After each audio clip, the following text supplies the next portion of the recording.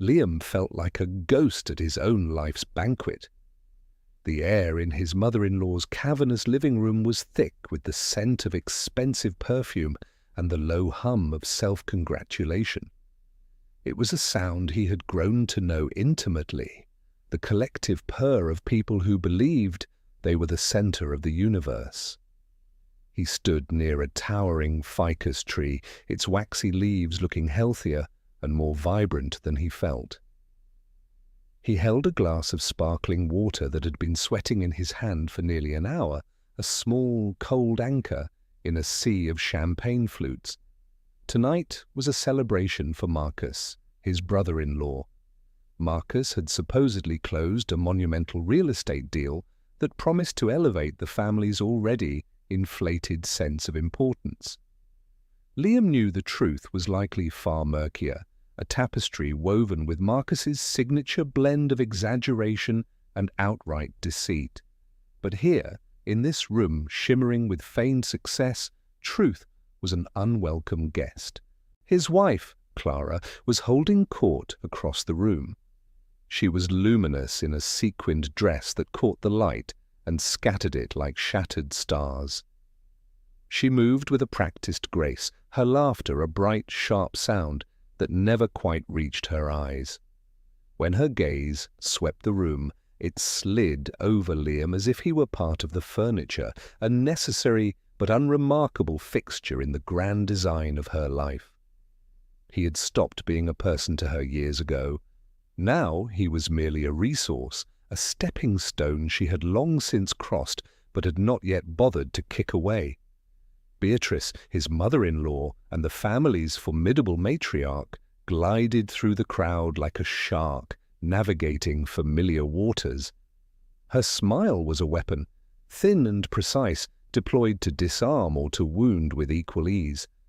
She saw Liam by the plant, and her smile tightened, a subtle shift that only he, the target of her constant disapproval, would notice. She changed her trajectory, a predator locking onto its prey. "Liam, dear," she began, her voice dripping with a saccharine condescension that set his teeth on edge. "Still hiding in the corner? You must try to mingle. People will think you have no social graces." She didn't wait for a response, her eyes already scanning his attire with surgical disdain. He wore a simple, well-made dark suit, the best one he owned. To Beatrice, it was a pauper's rags. "That suit is functional," she declared, the word hanging in the air like an insult. "You work so hard, Liam. It's a shame it never seems to get you anywhere. Clara has such expensive tastes, you know." He just nodded, a familiar numbness settling over him. Arguing was pointless. It was like throwing stones at a fortress. All it did was exhaust the person throwing them. "Marcus seems very happy," he offered, a weak attempt to deflect. "Of course he's happy. He's a winner," Beatrice said, her voice swelling with pride. "He takes after my side of the family. We build things." "We create empires." She gestured vaguely at the opulent room, as if she had personally laid every polished floorboard and hung every crystal on the chandelier. The empire, Liam knew, was built on a mountain of debt and propped up by his own quiet, steady income, an income they simultaneously despised and depended on utterly. The inciting incident, and the moment that would later feel like the first tremor before a devastating earthquake, arrived on a silver platter. Marcus, flushed with champagne and adulation, was weaving his way through the guests, a tray of cocktails held aloft. He spotted Liam, and a cruel, knowing smirk played on his lips. Liam saw it coming a second too late. Marcus stumbled, a theatrical lurch that was far too clumsy to be genuine. The tray tilted. A cascade of colourful, sticky liquid, blue curacao, cranberry red, syrupy orange, arced through the air. It drenched the front of Liam's suit, splashing onto the pristine, cream-coloured rug at his feet. A collective gasp rippled through the nearby guests. Silence descended on their little corner of the room. Marcus looked down at the mess with wide, feigned innocence. "Oh, my goodness, Liam, I am so sorry. I'm just so clumsy tonight." Clara rushed over, but her eyes were not on her husband. They were fixed on the dark, spreading stain on the rug. Her face, moments before a mask of social perfection, was now twisted with raw fury. "Liam, look what you've done," she hissed, her voice a low, vicious whisper that cut through the atmosphere like a blade. "This is a Persian rug. Do you have any idea how much this cost?" He stood there, stunned and dripping. "Clara, it was Marcus who—" "Don't you dare blame my brother!" she snapped, her eyes flashing. "You were probably standing in the way, lurking in the shadows as usual." "You've ruined everything!" Beatrice joined the fray, her expression one of pure, unadulterated disgust. "This is what happens when you let people who don't belong into a place like this," she said to a nearby guest, loud enough for the entire room to hear. "He has no sense of value. He has probably never seen anything this expensive in his life." The humiliation was a physical thing. It felt like a hot, heavy cloak being thrown over him, suffocating him. They were not just scolding him, they were performing. They were demonstrating his worthlessness to their audience of peers, reinforcing his role as the family's court jester, the resident failure whose presence only served to highlight their own brilliance. "Just go home, Liam," Clara commanded, her voice cold and final.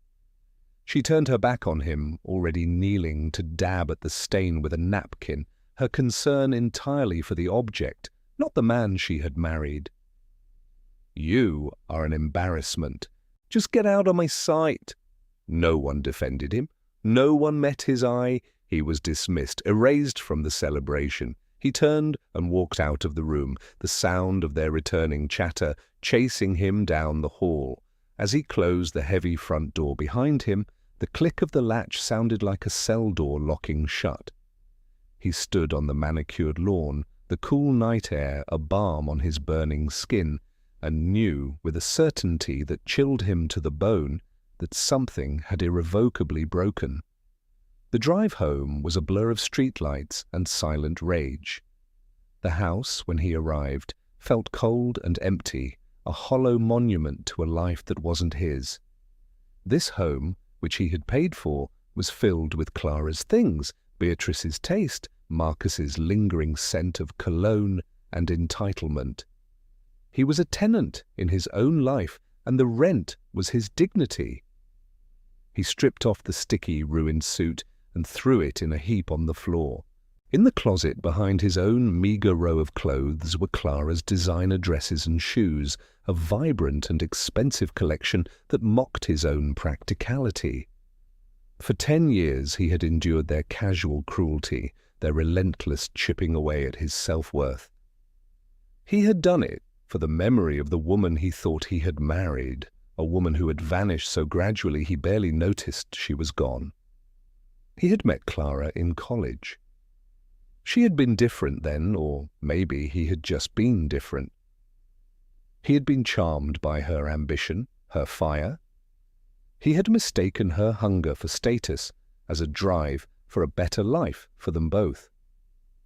He worked 2 jobs to support them while she finished her business degree, believing they were a team building a future together. The change began after they married, when Beatrice and Marcus became a constant presence in their lives. They saw him not as a son-in-law, but as an obstacle. He was not from a wealthy family. He had no prestigious connections. His quiet nature was misinterpreted as weakness, his contentment with a simple life as a lack of ambition. They began their campaign of erosion, whispering poison into Clara's ear. Slowly, she started to see him through their eyes. His steady job as a historical archivist, a job he loved for its peace and purpose, became a source of shame for her. His salary, which was more than enough for a comfortable life, was deemed a pittance. She wanted more.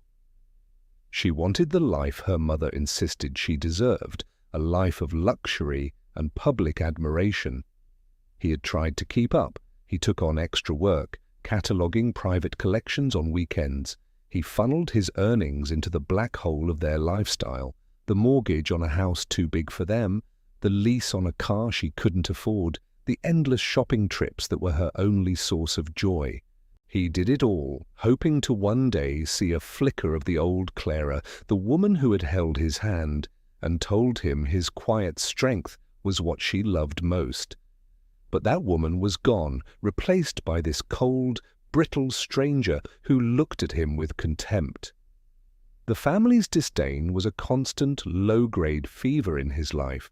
At family dinners his opinions were ignored, his stories cut short. They mocked his hobbies, his love for restoring old books, his weekend hikes. They called him Professor, not as a term of respect, but as a sneering label for someone lost in the dusty, irrelevant past while they were busy conquering the future.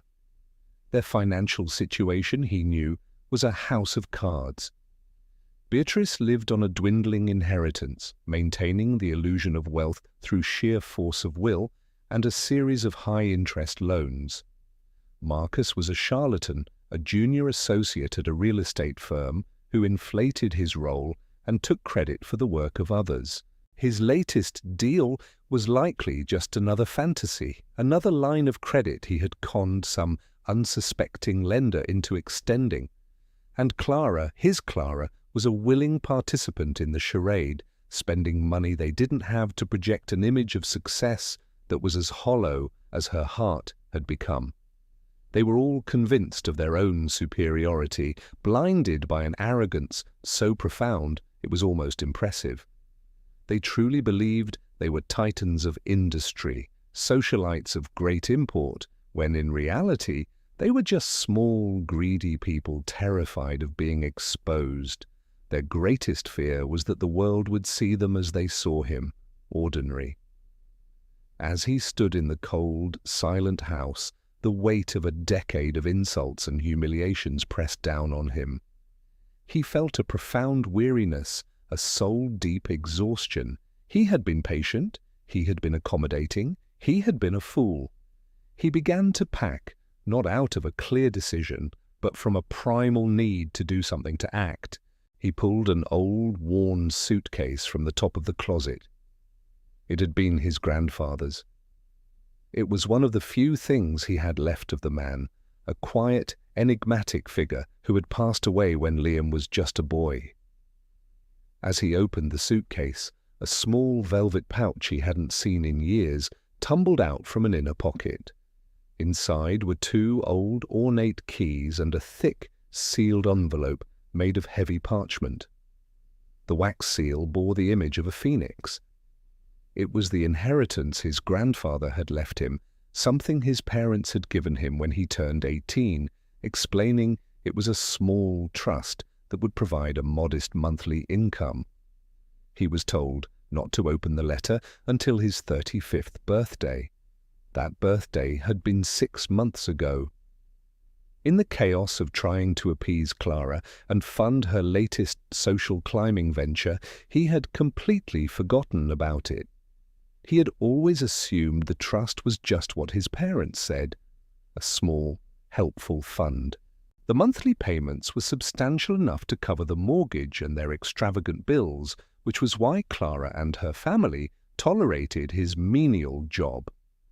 They thought his salary was covering everything, never questioning how an archivist could afford their lifestyle. It was a willful ignorance he had never corrected. The money was his secret, a quiet rebellion.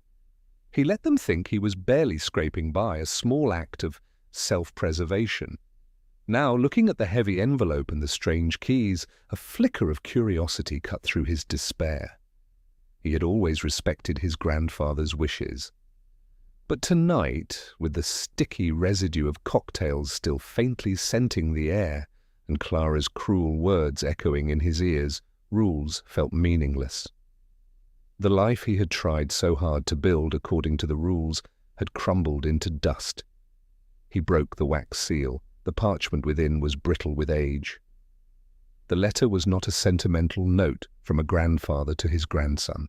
It was a formal directive written in a stark, legalistic script. It instructed him to present the letter and the keys to a Mr. Alastair Thompson at the firm of Thompson, Crestwell and Finch in the city's financial district. It gave a specific date and time for an appointment, a date that was, coincidentally, the very next day. A strange feeling, one he hadn't felt in a very long time, began to stir within him. It was not quite hope, but it was a powerful current of change. He looked at the keys in his palm.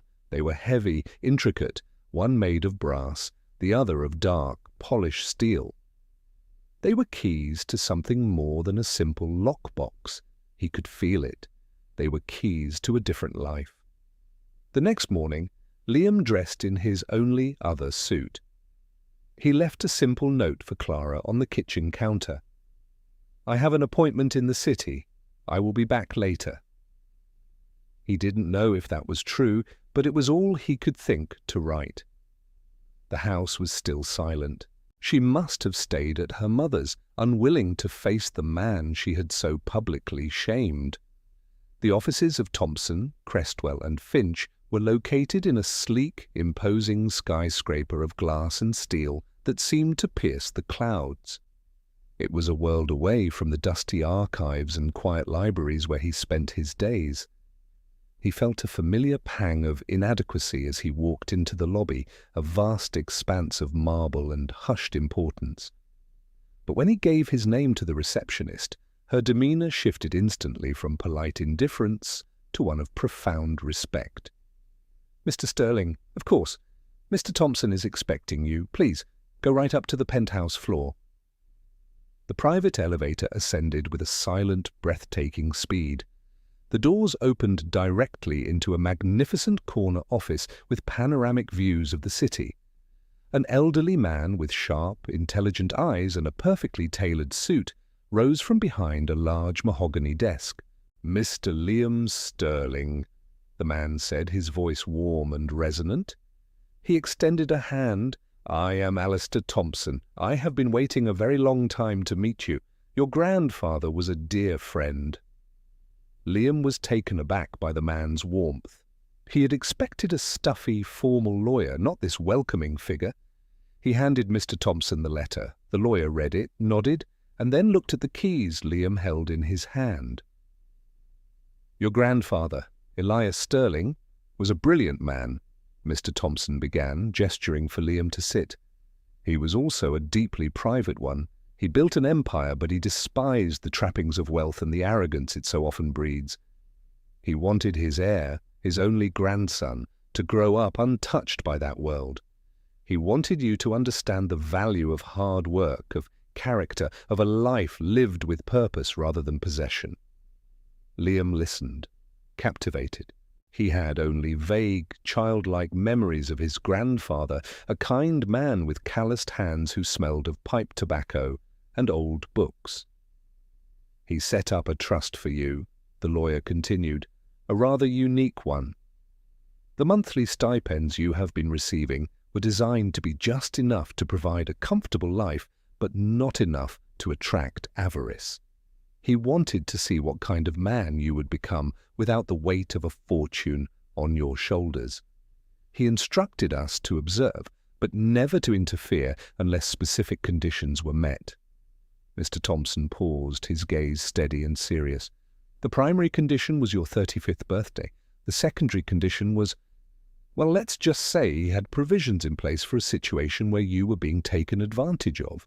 Our reports over the last few years have been concerning." A chill went down Liam's spine. They had been watching. "Your grandfather believed that a man's true nature is revealed not by what he has, but by what he does, and by how he treats others," Mr. Thompson said gently.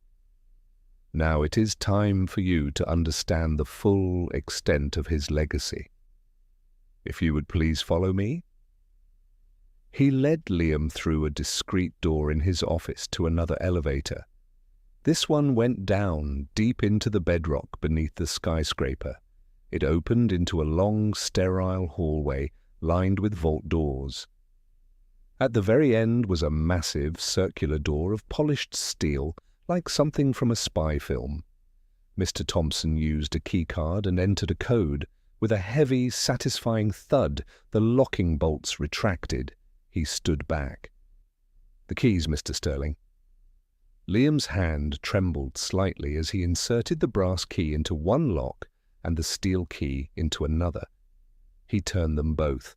With a low hiss of displaced air, the immense door swung inward, revealing a room that was not filled with gold bars or stacks of cash, but with file cabinets, computer servers, and walls covered in complex diagrams. "Welcome to the heart of the Phoenix conglomerate," Mr. Thompson said, a note of reverence in his voice. "For the next 3 hours," the lawyer explained. "It was not a small trust, it was a global empire. Elias Sterling had been a pioneer in technology, logistics, and finance. He had built his company quietly, through a labyrinthine network of shell corporations and holding companies, all owned by a single, impenetrable trust. The sole beneficiary of that trust was Liam. The Phoenix conglomerate owned shipping lines, tech startups, vast real estate holdings, and controlling interests in dozens of other companies. The monthly stipends Liam had been receiving were not even the interest on the interest. They were rounding errors in the daily cash flow of the enterprise. His net worth wasn't in the thousands or even the low millions, it was in the billions, a staggering, incomprehensible number. Liam felt dizzy, the world tilting on its axis. He sat down heavily in a chair, his mind struggling to process the scale of it all. Then Mr. Thompson brought up a file on one of the large screens. It was a real estate holding company called Argent Properties. Liam's blood ran cold. That was the firm Marcus worked for. "Argent Properties," the lawyer said, tapping a key, "is a wholly owned subsidiary of a larger firm, which is in turn owned by the Phoenix conglomerate. Your brother-in-law is, in effect, your employee." Another file appeared. It was the deed to his house. The owner was listed as a numbered corporation. "That corporation," Mr. Thompson explained, "is also yours. You do not have a mortgage, Mr. Sterling. The trust owns the property outright. The payments you have been making have simply been transferring money from one of your accounts to another." The final blow, the piece of information that shattered the last vestiges of his old life, came next. Mr. Thompson displayed a series of financial documents, credit card statements for Clara and Beatrice, a car lease for Marcus's sports car. All of them were being paid by a discretionary fund linked to the household account. They were spending his money, all while calling him a poor, unambitious failure. And then the lawyer showed him the application for a second mortgage on the house, the collateral for Marcus's big deal. It was flagged for fraud. Liam's signature was a clear, clumsy forgery. They were trying to leverage his asset, an asset they didn't even know was his, for their own gain. Something inside Liam, something that had been dormant for a very long time, finally clicked into place. The years of quiet suffering, the constant humiliation, the slow death of his marriage, it all coalesced into a single point of cold, hard clarity. The patience was gone. The hurt had hardened into resolve. He looked at Alistair Thompson, the kindly lawyer who had been the silent guardian of his secret life. "My grandfather," Liam said, his voice steady and low.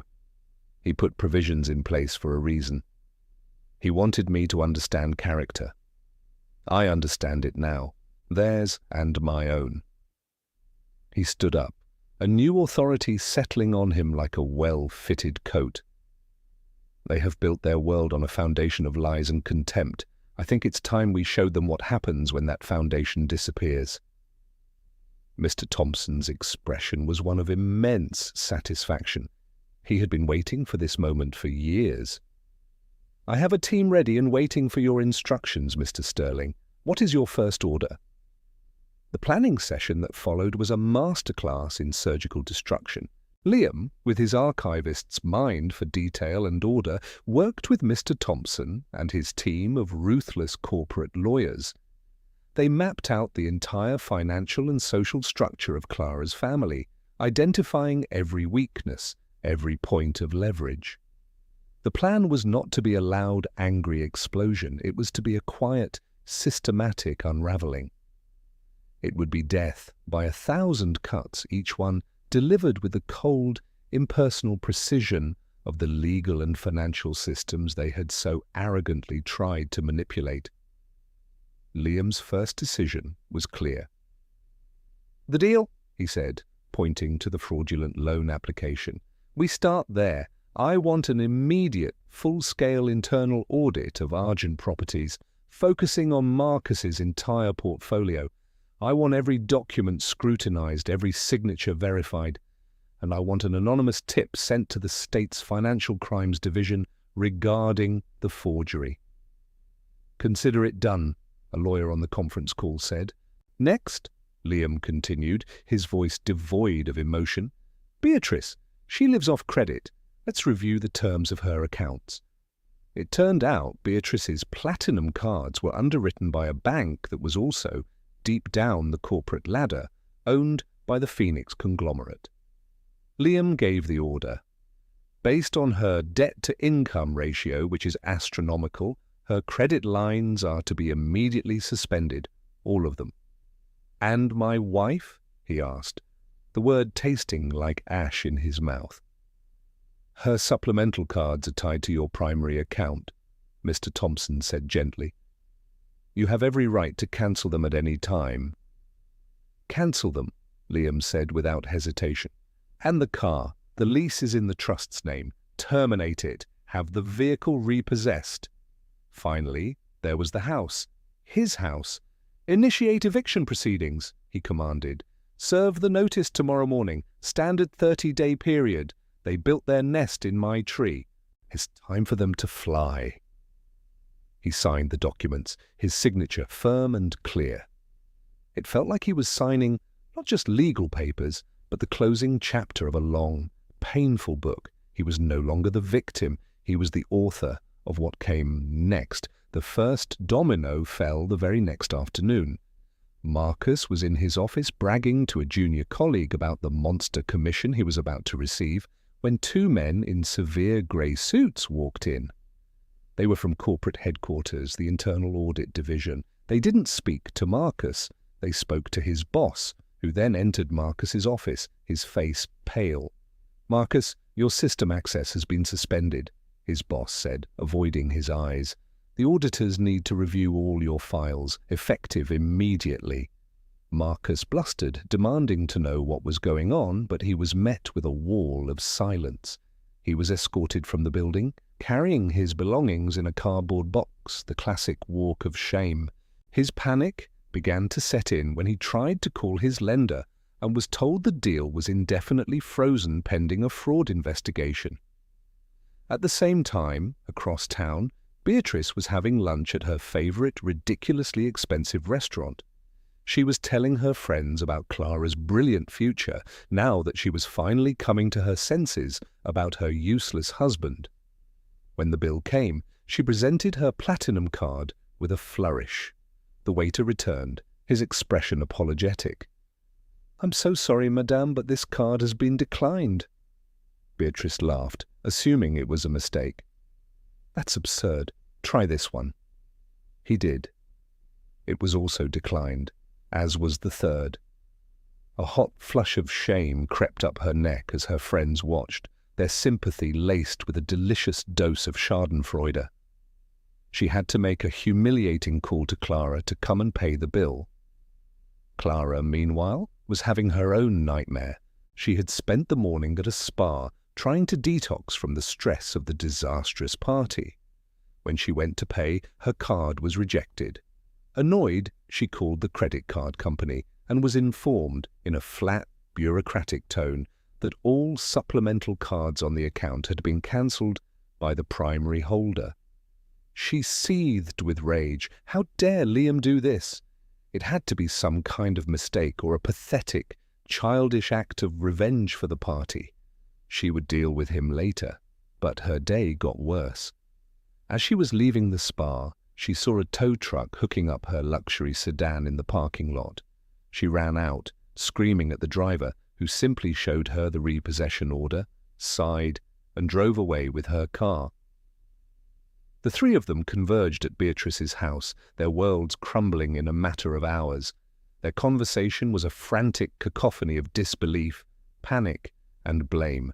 "It has to be Liam!" Clara shrieked, pacing the room like a caged animal. "This is his pathetic way of getting back at me. He's trying to control me by cutting off my money." "He doesn't have that kind of power," Marcus scoffed, though his voice trembled. "He's a nobody. This audit. It must be a rival trying to sabotage my deal. It's a conspiracy."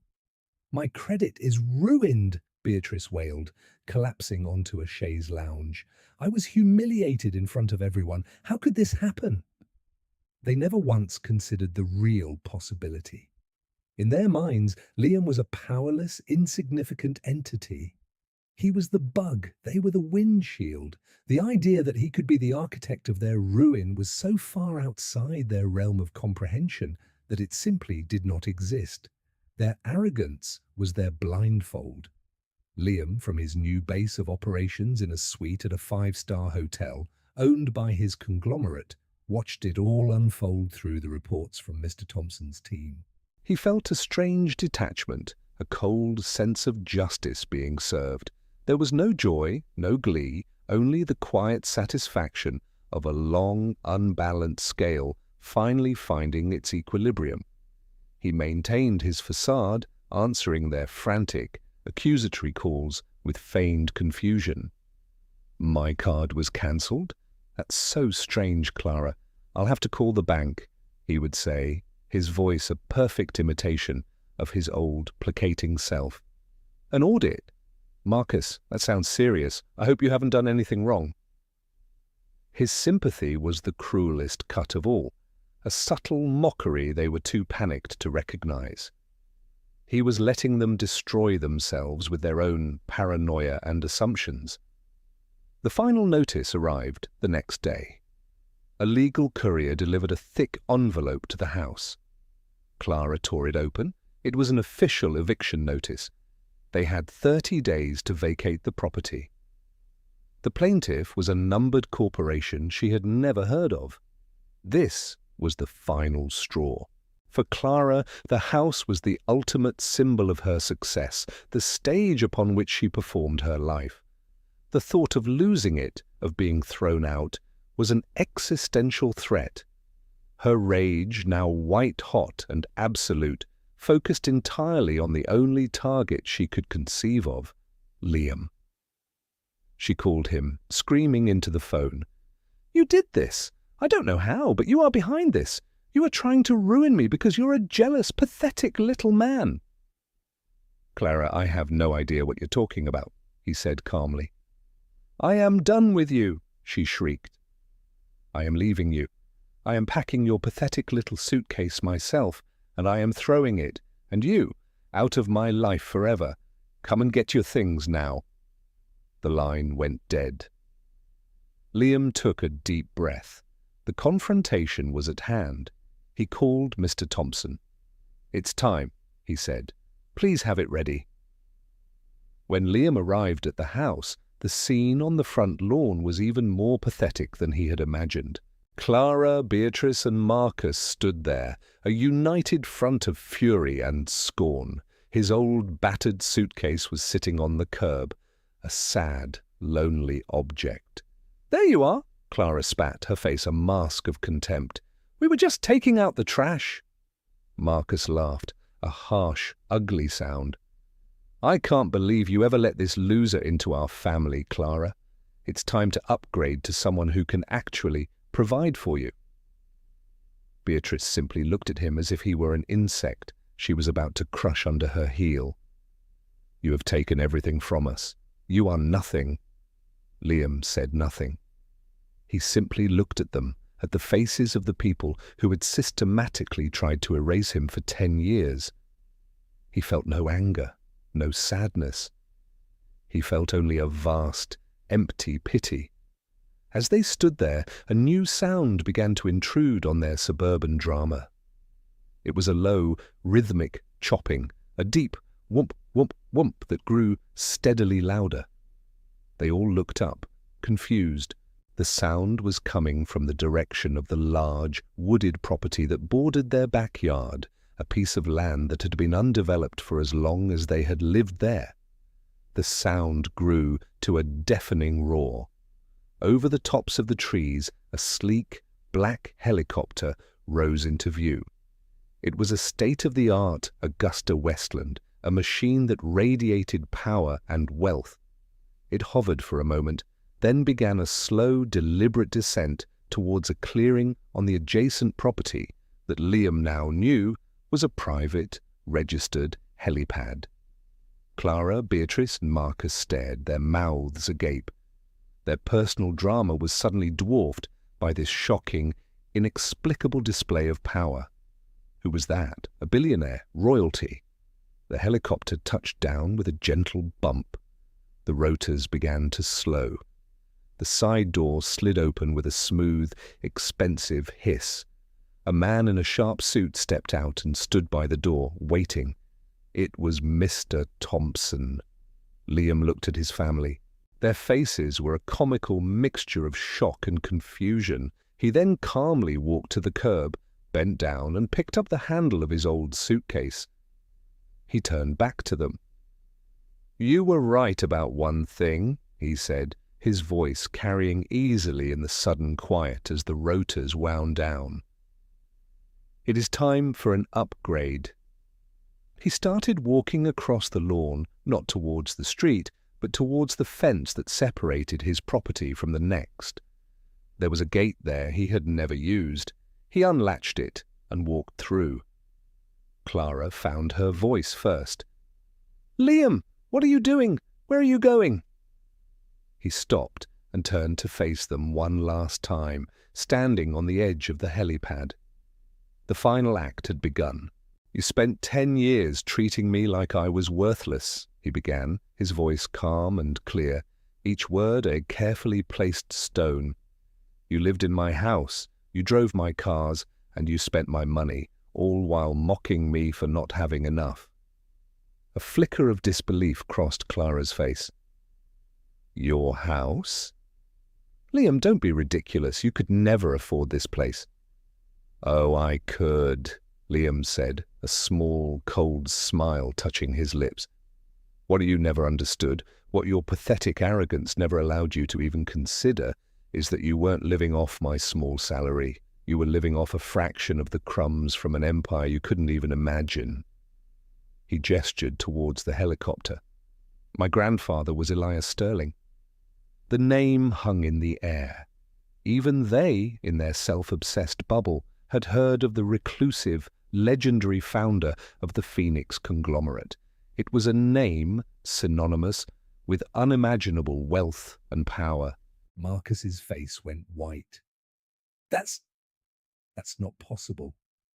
"Argent Properties, Marcus? It's one of my smaller real estate holdings." "Your entire career has been a charity case I was funding without even knowing it. That fraudulent loan you tried to get? You were trying to steal from me, using my own house as collateral. The authorities will be in touch." Marcus stumbled backward as if he had been physically struck. Liam's gaze shifted to Beatrice. "Your credit, your social standing, it was all an illusion propped up by my accounts. I've simply turned off the tap. You are exactly what you always feared you were, a penniless woman with expensive taste. You are nothing." Beatrice let out a strangled gasp, and her hand went to her throat. Finally, he looked at Clara. All the years of pain, of swallowed insults, of quiet heartbreak were in his eyes, but his voice remained chillingly level. "You called me an embarrassment. You threw me out of my own home, my own You chose this life of shiny, hollow things over the man who loved you. You wanted a winner, Clara. The problem is, you were so blinded by the glitter, you never realized you were already married to one." Clara's face crumpled. The cold mask of fury dissolved into a desperate, grasping panic. "Liam, no, you can't. I'm your wife. We can fix this. I love you." The words were utterly hollow, a last desperate gamble. "No," Liam said, the single word a final judgment. "You loved an idea of what I could provide. You have no idea what love is." He turned his back on them for the last time and walked to the helicopter. Mr. Thompson nodded at him with a respectful smile and gestured for him to board. Liam stepped inside, placing his old suitcase on the plush leather seat beside him. As the door slid shut, sealing him off from his past, he saw them one last time through the tinted window. Marcus was on his knees on the grass.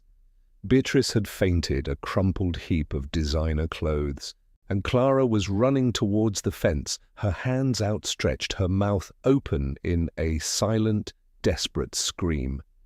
They were figures in a tragedy of their own making. The rotors spun up, the roar of the engines drowning out the world he was leaving behind. The helicopter lifted off the ground, ascending smoothly into the afternoon sky. Liam did not look back. He was flying towards his future, a future he would build on his own terms, defined not by wealth, but by the quiet strength and character his grandfather had always known he possessed. The aftermath was swift and brutal. As promised, the authorities contacted Marcus. The evidence of forgery and fraud was irrefutable. He and Clara, as a co-signer on several documents, were charged with multiple financial crimes. Their pictures were splashed across the business pages, the story of their greed and downfall becoming a cautionary tale among the city's elite. Beatrice, without Liam's financial support, was truly destitute. The bank foreclosed on her house. Her fair-weather friends abandoned her instantly, wanting nothing to do with the scandal. She was forced to sell her jewelry and art, moving into a small, bleak apartment, a lonely queen in a fallen kingdom of one. The eviction notice on Liam's house was carried out, and the locks were changed. The family was scattered to the winds, their empire revealed to be nothing but a fantasy. Liam, meanwhile, disappeared from the public eye. He spent months with Mr. Thompson and his team, learning the vast intricacies of his inheritance. He was a quick study, his methodical archivist's mind perfectly suited to understanding the complex structures of the Phoenix conglomerate. He proved to be a natural leader, not through bluster and command, but through quiet intelligence and a deep-seated sense of integrity. He did not embrace the extravagant lifestyle that was now his for the taking. He sold the helicopter. He established a new headquarters in a modest, functional building, not a glass tower. He lived in a comfortable but unostentatious home. His immense wealth was not a toy, it was a tool, and he intended to use it with purpose. His first major act as head of the conglomerate was the creation of the Elias Sterling Foundation, an organization dedicated to preserving history and promoting the arts and humanities. He poured billions into saving crumbling libraries, digitizing ancient texts, and providing grants for artists, writers, and artisans, the very people his former family would have dismissed as unimportant. He found a deep, abiding joy in this work, a sense of purpose that all the money in the world could not buy on its own. One afternoon, several months later, he was working in a quiet studio the foundation had set up for book restoration, a personal passion project.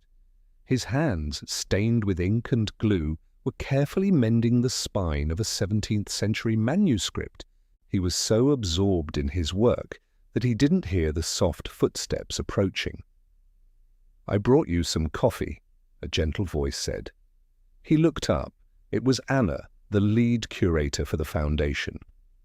She was a kind, intelligent woman with a warm smile and eyes that held a genuine passion for her work. She placed a simple ceramic mug on his workbench.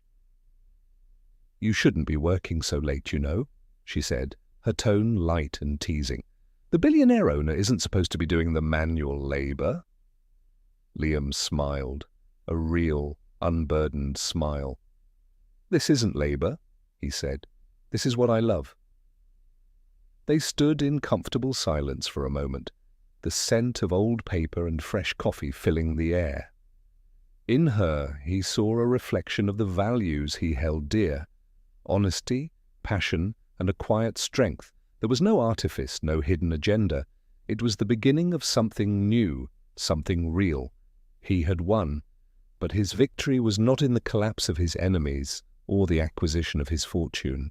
True wealth, he now understood, was not measured in dollars or stock portfolios.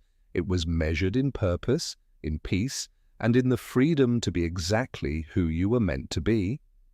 He had finally come home to himself, and his life, at long last, was his own. True power lay not in what we display to the world, but in the quiet, unshakable integrity of our character.